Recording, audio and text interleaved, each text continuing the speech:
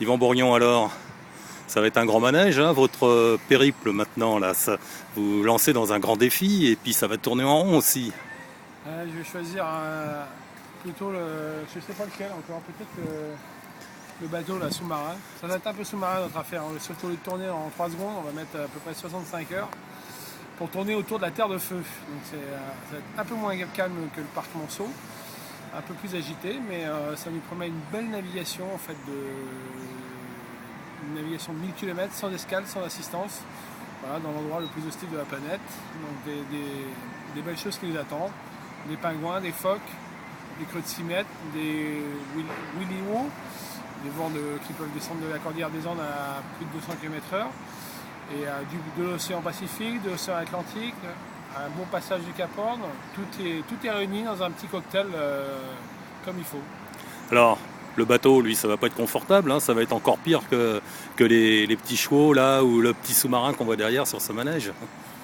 Le bateau, on a choisi quasiment le plus inconfortable qu'on puisse trouver, un engin de plage, un kata de sport que vous utilisez l'été pour aller faire un petit tour devant la baie de Quiberon.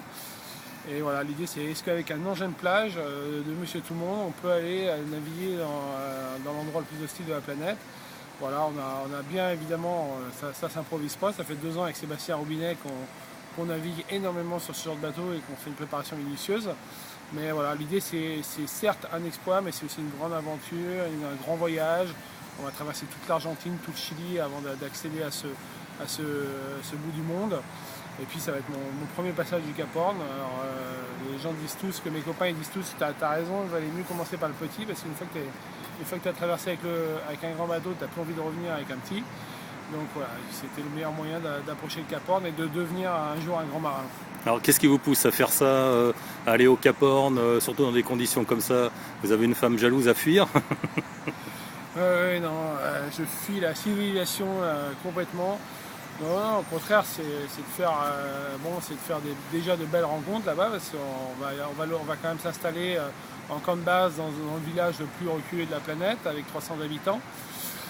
Et voilà, de se préparer gentiment à ça, et puis de découvrir l'endroit le plus merveilleux de la planète.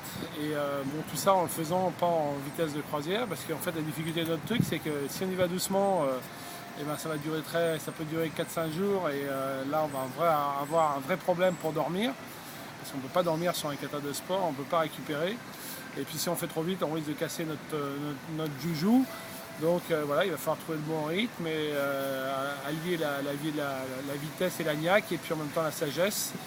Et en tout cas, on va vraiment avoir un spectacle fabuleux, parce que là-bas, on dit qu'il peut y avoir les 4 saisons. Donc on peut partir, il fait grand soleil, 25 degrés. Le soir, il fait moins 5 degrés, c'est le brouillard à couper le couteau, on ne voit pas l'avant du bateau. Donc c'est sûr que quand on navigue au plus près des cailloux là-bas, ça nous promet des beaux souvenirs. Alors, en tout cas, Noël à Ushuaïa, c'est pas banal. Voilà, alors je ne sais pas ce qu'on va faire à Noël au Ushuaïa, mais en tout cas, Rien. il n'y aura pas beaucoup de cadeaux. Le cadeau, il sera dans la nature, et c'est le plus beau cadeau que je pouvais imaginer. Un beau cadeau, alors, quelle date à quelle date, ce bel exploit? Alors en janvier 2012, dès que la météo sera favorable, on s'élancera sur cette tentative. Voilà, pour une navigation vraiment sans escale et sans assistance, ça, je tiens à le préciser. Il y aura peut-être un bateau qui sera sur zone pour assurer notre sécurité.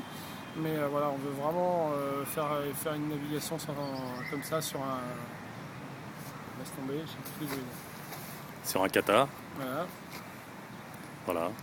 Bah écoute, beau projet. Voilà, écoute, il y a eu la traversée de la Méditerranée l'année dernière. Il y a eu la traversée de la Manche. Donc on monte en puissance sur ces petits engins. On montre aussi qu'avec des bateaux accessibles qui coûtent 25 000 €, on peut faire de belles choses. On peut faire des beaux voyages, des beaux exploits, des navigations dans les endroits les plus reculés de la planète, et qu'il n'y a pas forcément besoin de cette course non plus au gigantisme et au plus gros bateau et au plus cher pour réaliser des beaux défis humains. Voilà, vous êtes dans l'air du temps, hein, c'est la voile de crise. C'est la voile de crise, mais c'est la voile de plaisir aussi, parce que je peux vous assurer que quand on est à ras le dos sur un engin comme ça et qu'on est à plus de 25 nœuds, c'est vraiment des sensations de fou, quoi.